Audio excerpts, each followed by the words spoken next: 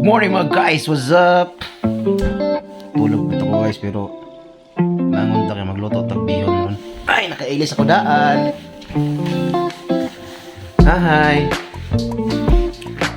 Bangon ta guys, kay off na to today. So, lakaw ta kay magpalit ta og ingredients for our bihon. Okay? See you later. Okay mga bay, padulong na ta sa palitan na ng mga gulay, no? Padulong ta dito. Mo ni mong street guys. Sud kay basahon guys. Shop. Diyan kami nakatira sa building yan guys. So maglalakad lang tayo papunta doon. Doon tayo sa gitna, oh. Para exercise na rin.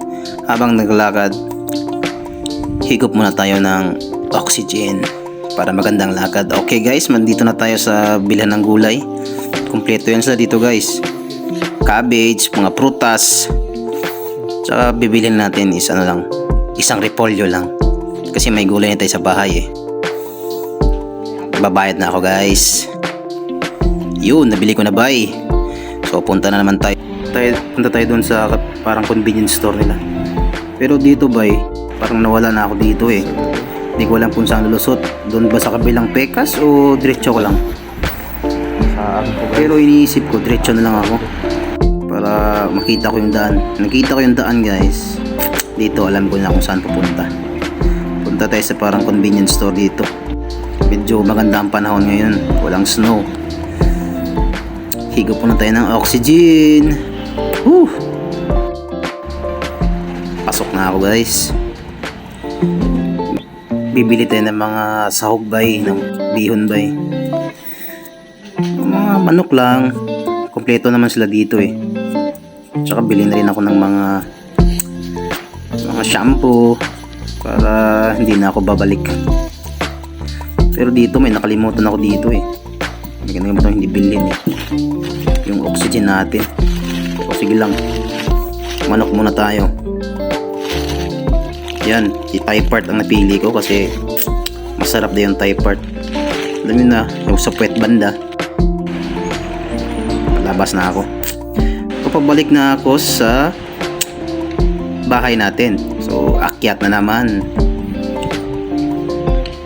Parang nag-exercise na rin ako dito. Yun ang maganda. Lumabas ka na, nag-exercise ka pa. Hinihinga na tayo dito. Nakakapagod. Pag akyat ko doon sa bahay guys, dumaan muna ako sa kabilang convenience kasi may bilhin ako yung oxygen natin. Yun, nakabili na ako guys. So pabalik na tayo sa bahay. So paakyat pa. Yan ang kapitbahay namin. Mga kapitbahay namin yan. Yan yung building namin. Pasok na guys. Dito nakakapagod lang guys basta maglabas ka kasi magja-jacket ka pa. Ang lamig-lamig sa labas eh. Kaya kung may bilhin ka, isahin mo na. So yun guys, mag-start na tayo guys. Kina-prepare ko na yung mga ingredients natin. Medyo kulang yung mga gulay natin eh. Kasi yung iba hindi ko nakita. Pero okay lang. At least makakaluto tayo. Hindi naman ako masyado marunong magluto. Natuto lang akong magluto guys nung naging OFW ko guys. Kasi mahirap masyado mag-isa dito guys. Tapos hindi ka pa marunong magluto. Gutom ang kahihinatnan mo kung hindi ka marunong magluto. So dapat learn, listen, and learn. Yan guys, hiwa-hiwa na ako guys ng mga gulay guys, mga karne. Kasi mamaya-maya umpisa na tayo na mag-isa. So ito lahat ang ingredients natin guys, no? Medyo kulang ang gulay pero okay lang. At least makakaluto tayo. Start na tayo ng gisa guys. Yan guys, yan yung manok ko, gulay. So magigisa na tayo hanggang sa matapos ang ating bihon na masarap dahil ito ay luto ko. Dapat proud ka sa niluto mo guys. Kasi para sa sarap lalo ang iyong luto, 'di ba? May kasabihan nga tayo, pag ang lalaki magaling magluto, ang misis nila ay gwapong-gwapo sa kanila. Kaya nga si misis gwapong-gwapo sa akin eh. Guys, malapit na ito matapos. Medyo gutom na ako dito. Anong oras na ata ito? Alas 4 na ito ng hapon. Kadalasan isang araw isang beses na ako kumakain.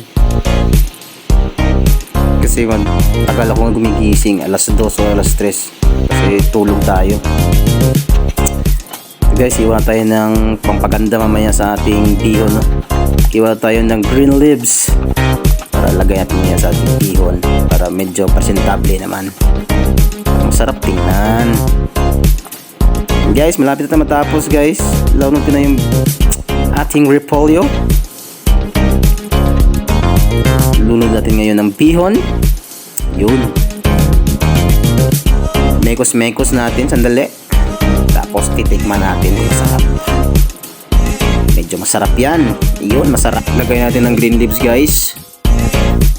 Yun, bihon guys. Bihon na mas marami ang gulay. Okay guys, let's kain na guys. Let's go!